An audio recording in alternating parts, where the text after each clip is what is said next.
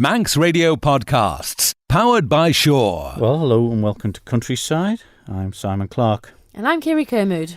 And, well, what have we got for you today? A new chat with a new secretary of the Federation of Isle of Man Young Farmers, Hayley Crowe. You had a chat with her over a donut and a bun, I suppose, as well. Yeah, she's really taken the challenge of two hands, and she's really getting to grips with the concert preparation now, and lots of future events coming up with the National Young Farmers Week at the end of September, which they're hoping to have a Young Farmers Ball. Yeah, of course, the old Young Farmers Ball will be good value, won't it? And of course the concert, not long away now, 9th, 10th and 11th of March, so we'll have details of that, and of course in the programme as well of the public speaking results as well. I went to Clubane Plantation. Do you know where Clubane is in Ramsey, Kiri? No, but I believe it's above the hairpin. You know that much. Yeah, it is above there. There's a new steps that go up to the top there. And Wildlife Trust are involved in it in conjunction with what they call the Ramsey Eco-Conservation Work Party. They're clearing quite a large area of trees and forest area and bracken and things like that to make a nature walks and children's activity centres and picnic tables and everything. And the views up there are absolutely spectacular. And really, that project's a little bit away from opening yet, let me tell you that. But certainly the amount of work that they've done so far is really commendable. It certainly brings little areas like that back to life and gives us all a great excuse to get out in the countryside. Yeah, they've been busy bees. And talking about bees...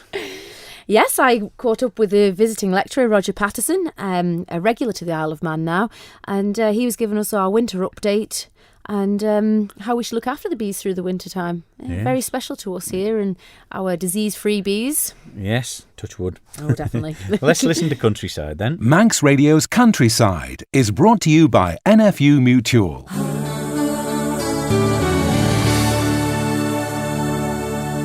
Well, you've been busy again.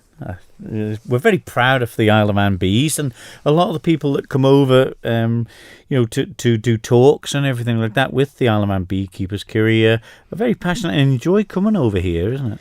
That's right. We've had Roger Patterson here from the BIBA, the Bee Improvement Association, to give another lecture to our beekeepers. Especially in wintertime, it's quite difficult time of year for them to forage and find what they need to keep going. But he was here on Sunday and he gave a lovely lecture, and I went along to hear about his winter update. What it will probably do is mean that the queens will lay eggs during the winter where probably normally they won't do so. Now, that of course produces brood. Brood is quite hungry, so what it will probably do is diminish the stores that they've got, which of course is their honey or what the feeding that the beekeeper gave in the autumn. I see. So would we have to put out extra sugars and such like to try and help them through the long winter? When you say put out, please don't put anything outside for bees to come and collect, because what can happen is it can start off robbing, because the bees will go back and have a look to see in other colonies to see if there's any food there. Also, if you put out honey and it happens to be foreign honey, if it's got disease spores in, then you can bring in disease into the Isle of Man that they haven't currently got. I see the Isle of Man bees are very clean. Yes, they are. Most of the pests that we've got elsewhere, they haven't got.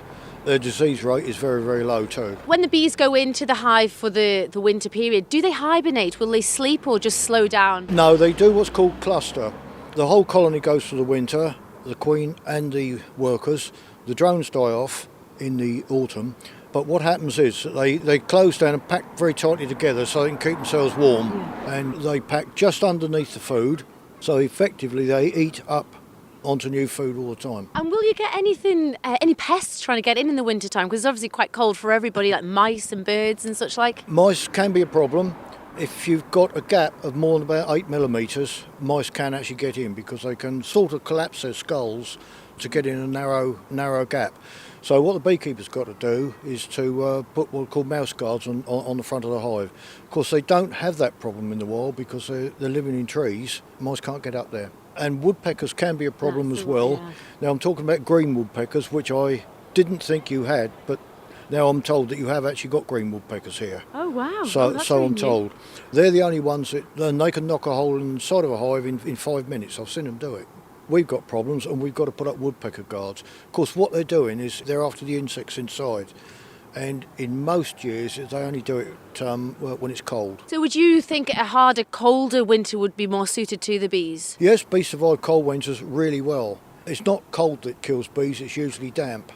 They can manage quite long periods of cold weather, but if it's damp, that seems to give them a massive problem. Here on the Isle of Man, you see in the local supermarkets, honey from other parts of the world, and our bees are clean. So is it a risk for them, to come in contact with these recycling jars out on the street? What can people do to prevent and protect our Isle of Man bees? Well, it is a possibility.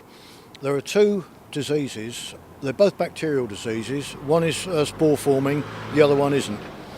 They're both notifiable, and as I understand it, if a colony gets infected with either of these diseases, it must be destroyed. So it's destroyed by fire, so it's killed, and then the inside of the hive burnt. You've got very, very low incidence of either of these diseases, and I think the last time it was noticed, from what I can understand, is 30, 40 years ago, so a long time ago. The problem is, in a lot of countries in the world, the incidence of these diseases is very high, and the spores can be transmitted in honey. So, of course, you get imported honey with the spores in, disease spores.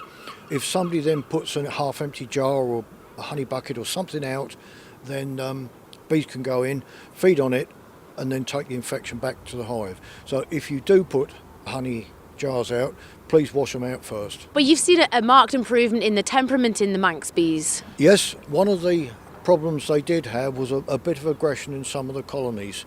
There's a Manx Bee Improvement Group which is been formed. It's only early days, but I've certainly seen improvements in the temperament. It's a simple matter that most beekeepers can do. But basically, if you've got one colony that's a little bit bad-tempered, just don't raise queens from that. Raise queens from the others and requeen the bad-tempered colonies. It's quite easy, but they're in the early stages yet, but they're actually doing quite well. As we're forward thinking to the spring now, Roger, you see in social media that the bees are endangered. There's a lot of talk about people or public trying to help. There's been chat about maybe growing garden flowers to try and help the bees. There always has been, but anything that can be grown that help pollinating insects, and it's not just bees, it's things like butterflies, hoverflies, and those sort of things as well. Anything that helps one, in general, sort of helps them all. It's mainly the single flowers that are more attractive to pollinating insects than double flowers. Although, of course, some double flowers do suit pollinating insects. And you were saying in your talk earlier today that trees, maple trees and such like, they certainly help bees. And gorse, the Manx gorse helps too. Field maples, I'm sure you've got those. Sycamores, which will presumably be ornamental trees. Hawthorn is good. Willow is good. Pussy willow, not weeping willow. Pussy willow is good. Fruit trees are good. Apples, pears, plums, those sort of things, they're good as well. So this is what people could grow just to contribute towards the safeguarding of the bees? Yeah, well, of course, things like apple trees, you help the bees and you also get your own apples. So, this is it, it works hand in hand. That's right. That was Roger Patterson from the Bee Improvement Association. Or Bibber. Oh, Bibber. He doesn't mince his words, though, does he? No. He's very straight talking, and he knows exactly what our bees need, and their improvement is obviously coming a long way as well. Yeah, what about the support there that he gets from the people on the Isle of Man? Are they always willing to sit and listen? Because obviously he's certainly got the knowledge, even though our beekeepers, a lot of them are very knowledgeable, but to get it from outside and view it from a wider perspective, I suppose, is never a bad thing, is it? Well, that's right, and we don't always appreciate what we have here, and they're a very special bee that we have, and they work in tangent to bring them on and improve them, because once they were very aggressive, but now they're a lot milder temperament.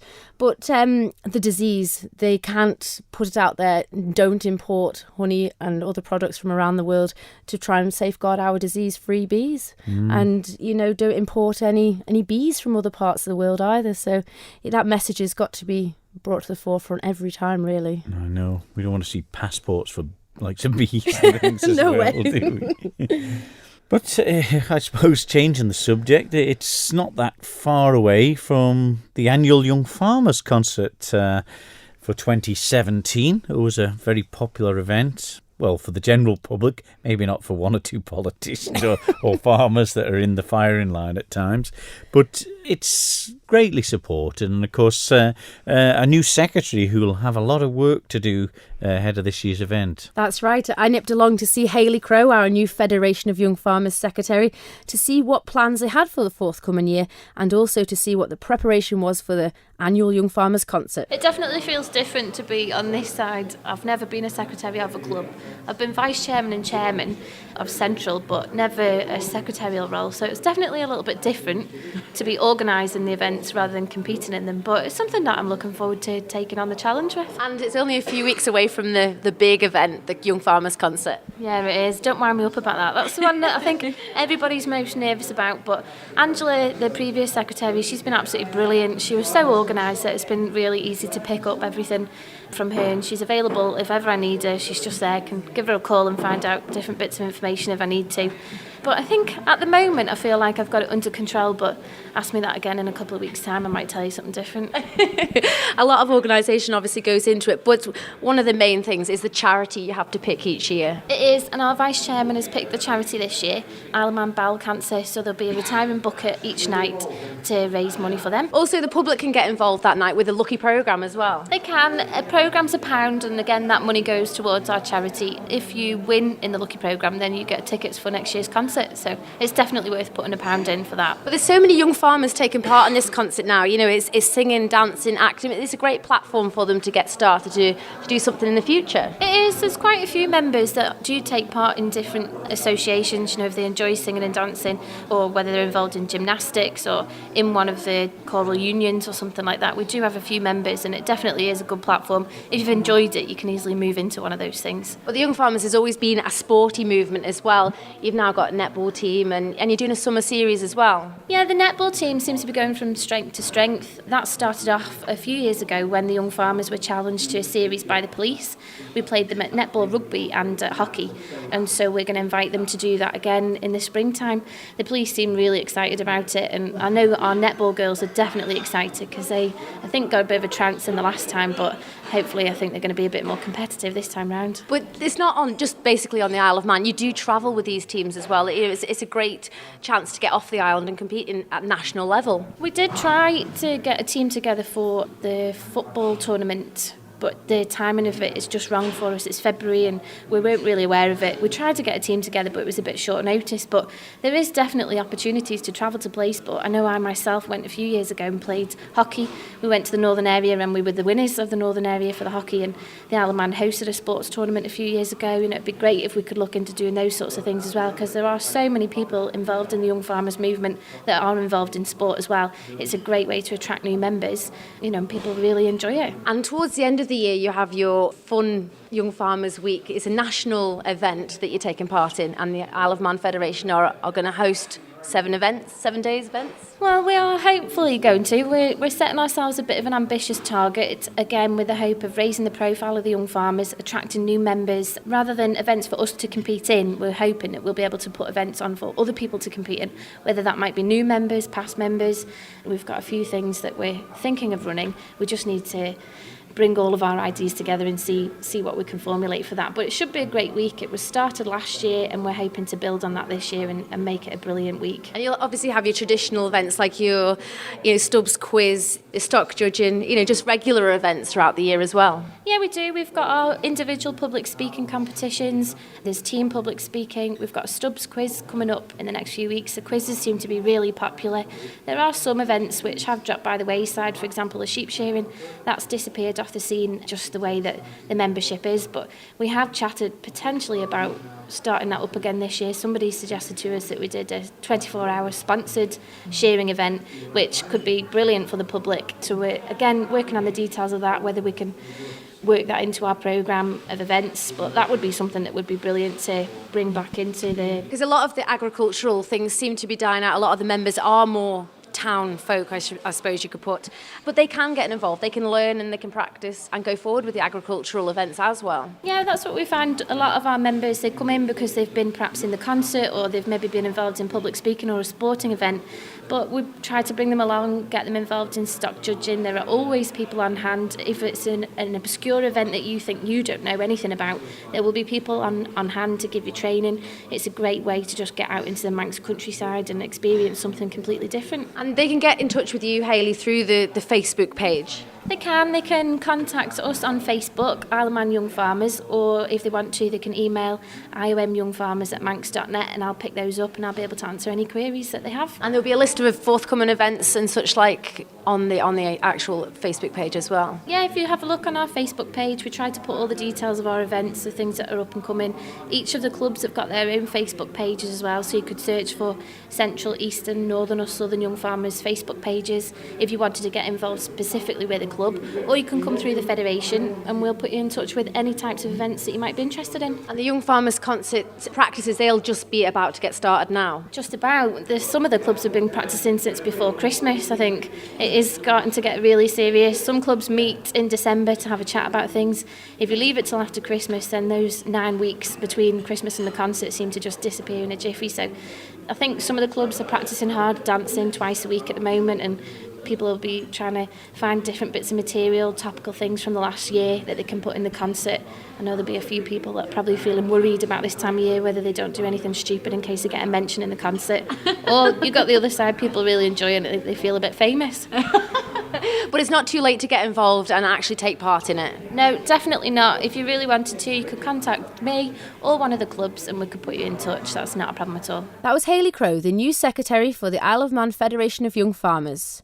This year, the concert is on the 9th, 10th and 11th of March, and the tickets go on sale on the 11th of February, 9 a.m. from the Welcome Centre at the Sea Terminal. And while we're on the subject of the young farmers, Kiri, I'm just going to read out the results from the public speaking, one of the events that's held by the Young Farmers Federation.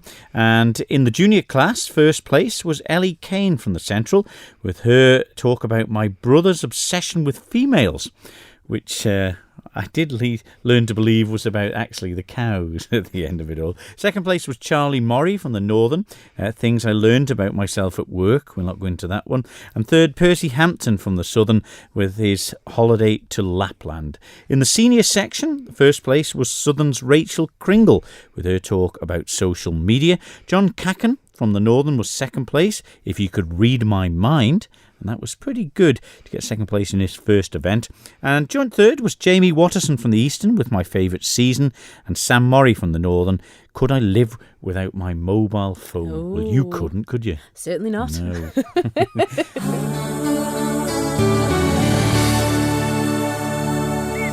Manx Radio's Countryside is brought to you by NFU Mutual. Well, there's lots of forest regeneration and projects happened in the Manx countryside over recent times.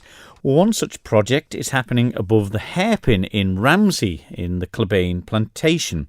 It's in conjunction with the Manx Wildlife Trust, and it's the Ramsey Eco-Conservation Work Party, which are clearing an area of the forest and regenerating it for some children's playing areas and also some nature trails and things like that. I went along to see how the project was going and got the full lowdown from Manx Wildlife Trust's Andre Doubledam. The fort here is an amazing feature for Clubane. Really happy with how this has gone. So this is a play fort we're standing on. It's also a brilliant viewpoint over Ramsey, and it is the start, it's the first feature in what should be the island's largest play trail. What else is planned for the area at the moment? Of course, the few of the trees have been put down and some of them are still laid on the ground, I presume, to make paths and things out of? Yeah, so what looks like a mess below us, which were all the trees that were felled to make the play fort here, has created a clearing, and that clearing is now going to be made into a maze, and we've got people laying out the maze at the moment. And on the 12th of February, we will have people hopefully coming up and planting trees to create the maze properly. There's something about mazes, isn't there? Particularly with kids. They're not fazed by getting lost in the middle of it. And, you know, it won't be a massive one, I won't suppose, is it? No, it's not huge, yeah. but as you say, they're a lot of fun. And you just run around. And the idea is to get lost. And there's very few types of recreation where the whole idea is to get completely lost. It's fun. How did this particular area get chosen, or how did this project get underway, Andrew? I mean, it's come from lots of directions. First of all is the Manx Wildlife Trust's Ramsey Forest project, where part of it is we want to turn conifer plantations, particularly ones that are not quite so commercially useful, into places that are useful for the economy, for people and for wildlife. And this does all three. So this is part of what would be called green infrastructure for Ramsey. So you can promote Ramsey, promote the whole of the Isle of Man by having features like this. It's great for the people of Ramsey, keeps them fit, mentally well balanced and happy. And it's great for nature. So all the hedges that we're planting here, the hazel hedges, they will have loads of nesting birds. There will be wildflowers everywhere. There's people at the moment that are planting wildflowers all around the edges. And underneath the conifer trees, there was not a single wildflower. So a brilliant sort of change around for the land use here. When we look from this fort that we got over to the sea, you can just about hear an odd car going, starting to go up the mountain road, but the view is absolutely crystal clear and terrific, isn't it? It's just, you would never, I suppose, have known to come up to this place and look out over here if this this project hadn't got underway. I think this was appreciated by dog walkers. I don't think it was widely appreciated outside. I think Kilbane is massively underused. It's about the only plantation that is on the edge of a town or village on the Isle of Man. So it's got a huge potential. People can just walk up from the town, come up here for virtually a day out, which I think will be an amazing resource for Ramsey. What else is planned? You got the fort here, and the kids will fit up there. So it's probably going to take about 3 or 4 years to complete the whole thing. This fort and maze are the first bits, and then after that we want to put a massive obstacle course. It's sort of halfway obstacle course come assault course, to really tire people out. If you want children to fall asleep early for a bit of an early night yourself. I can hear the listeners going, this is a great project. Yeah. So this is, if you want to tire children out, the assault course will be brilliant. And hopefully we'll put in for funding and things for that this year. Could be finished by the end of this year. After that, we want to put in a fantasy play village with carved trolls and mock log cabins and little mock gardens, just a place for people to sort of make believe in. So for children to play in a sort of slightly more relaxed way. And then down below, closer to the hairpin, we want to really target that for much younger children, tots, and make play equipment that's really chunky and safe. Chunky, so tots can play in it without recourse to adults, so they don't have to hold an adult's hand to go across balance beams and jump from log to log. They can explore for themselves, and it's all about child-led play. So what we do understand is that children who make their own rules in playing, it's so much more valuable for their development than when you have adult-led play or rule-led play. And so that's exactly what we're trying to do here. Just create an environment for children to make their own rules and do their own thing. Access, I suppose, for prams and things, for the hardy. It's a real problem, and that is one of the things we're going to have to tackle next. So to be able to get from the hairpin to what will be the tots areas, we're going to have to put in much, much better access, and that's one of the things we'll be working on in the next few months. And it will require quite a lot of work to actually get better access. We won't be able to get to all ability access because I think the inclines are too much for things like wheelchairs, but we'll be able to get buggies and push chairs up on a fairly good incline, so it won't be too difficult. We'll be able to make it fairly inclusive. There's several ways up though, isn't there? Not just the hairpin, I think, from the Kilbane side and probably from Cross's Lane end as well. Yes. Probably, yeah. For those northerners who know. For those people who want to discover Kilbane, there's a really good network of paths up here, paths and trails, and we'll actually make more of them to make it into a bit of a warren. So every time people come and visit, it's slightly different. They take a different route. And this is the whole thing, it's not to bring people up once, it's to bring people up again and again and again.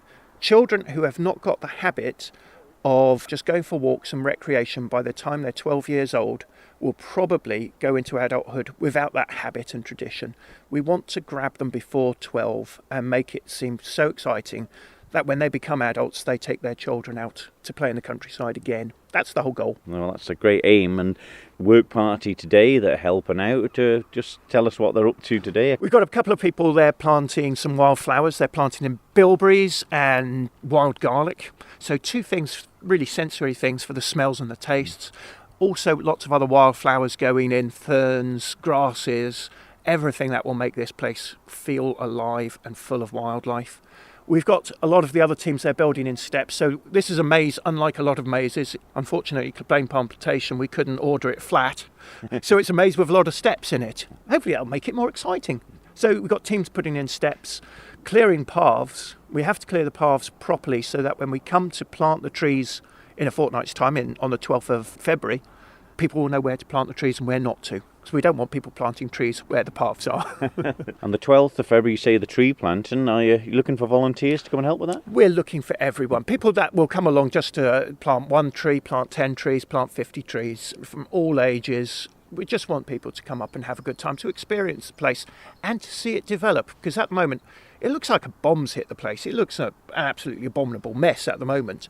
And to see it at this stage and then to come back in 2 or 3 years' time when it will just look amazing. It will look like a nature reserve. It'd be great for people to join in that story. You've had this dream, I suppose, and the picture in your mind, how it would look. Is it sort of living up to your expectations so far? Absolutely. I mean, I can imagine this bomb site as a beautiful, beautiful area. I think that's because I've probably worked here too long now. But we've got other areas that we're creating a lot of mess, but I can really picture it. There's a lovely area just about 200 yards away where there's a spring that's just bubbling straight out the ground through some rocks, and it's just a beautiful spot. And Clubain's got so much to offer that most people would never ever notice. Little waterfalls kind of hidden out in the middle of nowhere. And what we'll do is we'll be able to take a lot of people into those areas. Because normally when you're walking a dog, you don't go off the path and you don't see the most interesting parts of this place. And there's some really lovely bits. People, if they want to help. So we have work parties here every fortnight. Find us on Facebook, the Manx Wildlife Trust. And we'll put out regular publicity as well. But work parties every fortnight for people who want to join in.